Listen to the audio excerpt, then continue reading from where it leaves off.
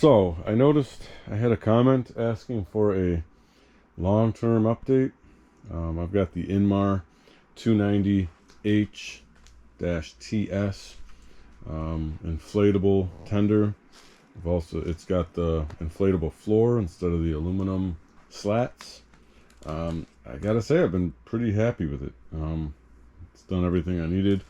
Seems quite durable. I noticed one thing, point of comparison. My brother bought a Briss model, and I noticed the transom on his similar size and length, but I believe his transom can hold a couple extra horsepower on the outboard motor. So this one is limited to 8 horsepower is the max. 85 pounds is the max weight for the engine it can hold. I've not tested that yet. The transom does seem really solid, very durable. But again, I've been using a much smaller motor than that. So anyway, durability wise, everything's held up. So I did have one setback, which brings us to today and what I'm doing. So two birds, one stone. I just wanted to comment on the long-term review of the thing, but I stored it folded up in my garage. Unfortunately, I do have some mice that like to spend the winter in my garage, and if you know anything about mice, they can be very destructive. So sure enough, I went to open this back up and inflate it in the spring. One of those damn mice decided it had to chew a hole into the wall. So that hole, smaller than the tip of my pinky, but still. Today's plan and why I've got the raft, inflatable, sprawled out here in my basement, I'm gonna patch that. And ultimately I went with the PVC version of C-Max glue. It's a 2-part. So everything I read indicated a 2-part is a bit stronger and more long-term. So it's got a hardener and a glue. I'm gonna use a round circular patch. And I have taped off the perimeter. I've hit it with MEK to clean it once, and I'm going to do that again. I'm also going to clean off with MEK the patch. So both will be clean. I've got a scale to measure out my adhesive. Environment wise, make sure you're not doing it in the sun. Make sure your humidity is below I think 60%. So I've had the dehumidifier running all night. So my humidity is at 49% right now. I've got this bubble wrap here with some rags in it. So when I'm done and I've gotten all the air bubbles out after I've set my patch, I'm going to place a 25-pound weight on top of this bubble wrap, and that'll sit right here and apply constant pressure for the next 24 to 48 hours.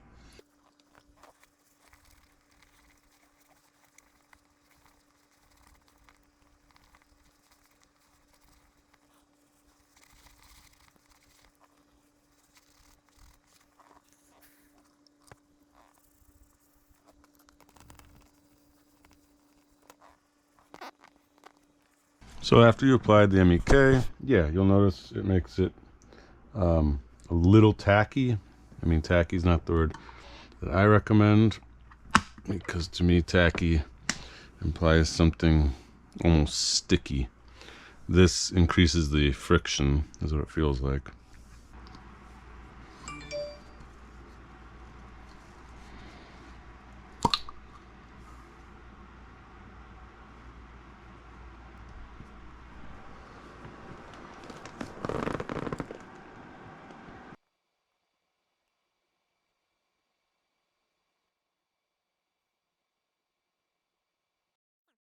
I'm going to go with 10 grams of glue.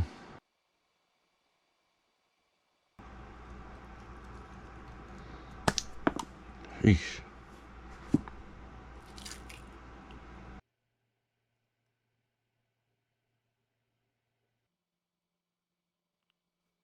So that's that. They gave me this ballpoint pen. Is that their way of telling me this is a stir stick? I don't know, but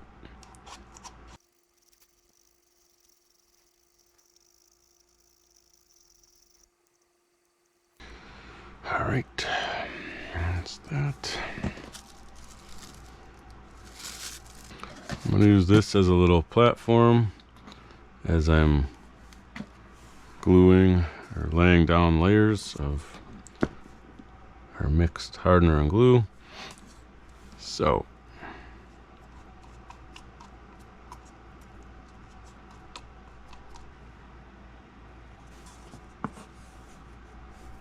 start the clock.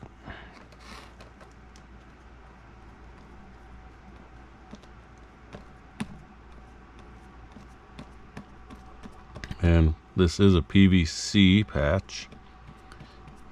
My tender is made out of PVC. And with PVC, one side of the fabric, in my case, is smooth, and the other side's got a little bit of a pattern to it. All right, so let's get our boat.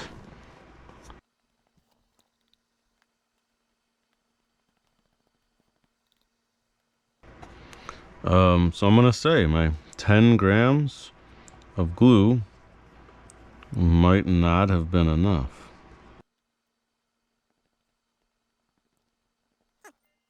So leave these guys to it.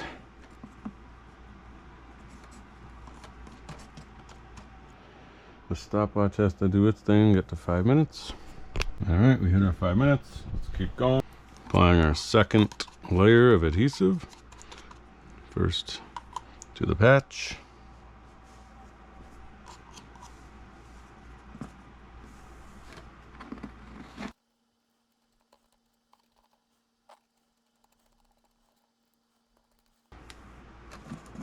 Then to the boat.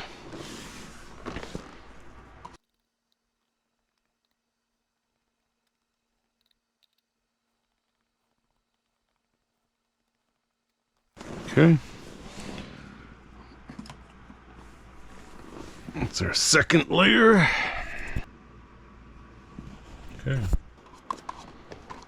It's the third layer on the boat.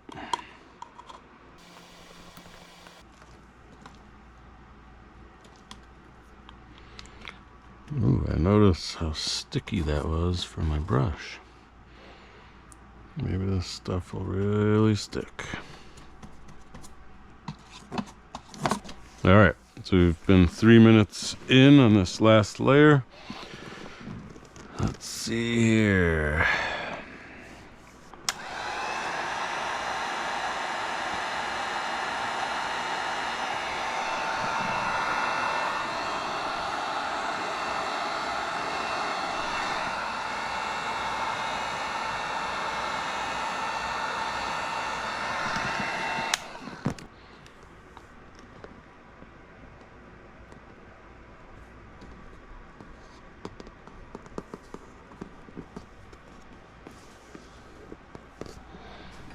Spoon.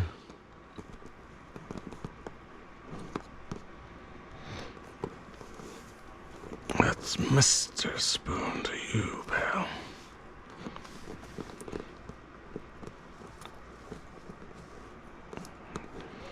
It feels pretty good. Put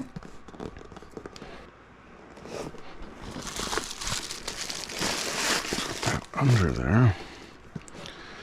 Possibly use Mr. Kettlebell here.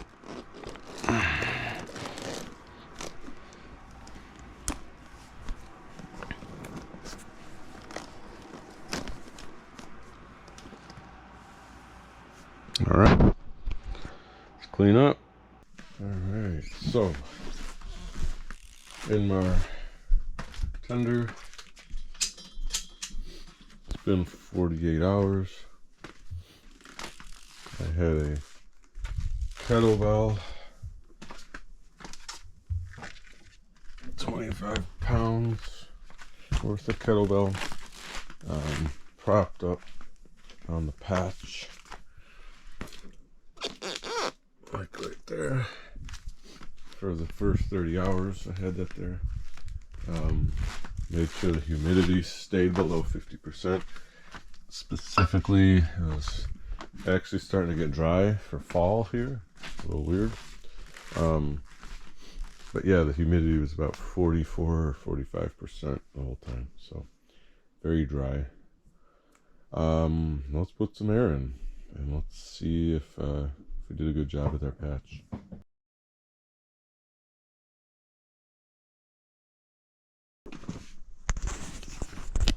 So if it was leaking, you would hear it. And if I sprayed soapy water on it, then we'd see it. I'm not hearing a thing, but anyway.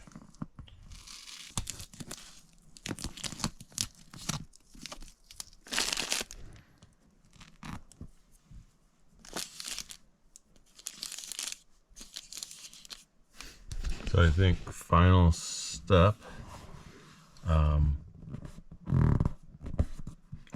plan on cleaning off the permanent marker. I don't want to see the black ring here. So anyway, I wish the case was different for a patch. I don't love that the patch always sits proud over your surface, creating, you know, an opportunity to snag it or bump into things. Anyway, but that's the nature, I guess. So, but yeah, it was pretty simple. Doing the research was pretty important. Wanted to make sure I bought a trustworthy adhesive. But yeah, and in my case, the lesson here was, if you got a garage or area where mice are, they're gonna want a nice cozy place to live, and a folded up raft makes for a cozy place. So consider that when you're storing your tender. Doesn't matter which brand you go with. So anyway, cool. Thanks for watching. Oh, and just one last time, the one comment about the transom being kind of cheap and junky. Yeah, again, that's not the experience I've had. It doesn't feel cheap at all. Feels very strong, rigid. I don't know. I don't have any concerns. So yeah, unless something goes on, and then I'll report out on it. But I've not had that experience. I've been pretty happy with this raft. So engine size is the biggest determining factor, I think, on whether it works for you or not. So for me, my 2.5 horsepower Suzuki, going into it, I just wanted an inexpensive entry point. You know, definitely can't get on plane with it. My brother's got a similar size raft from a different brand. He's got a 6-horse Suzuki at my recommendation. He can barely get on plane. He can do so. He's a heavier guy than me. He's probably 180 pounds, 190 pounds. But if he has a passenger, he can't really get on plane. So to me, that says if you've got a raft that's 9 to 10 feet in length, 8 horse would probably be the way I'd recommend you. That way you could be pretty damn sure that you, a passenger, and some gear could probably get on plane. So, but then the downside is you lose mobility. Those engines weigh a fair amount. I don't know, 100 pounds or so. So, you know, I think that's the trickiest part, is mating a tender to the engine size to accomplish your goals. All your goals. Check all your boxes. So, okay. Well, again, thanks for watching. But that was my experience patching my first hole in an Inmar tender with PVC as the material.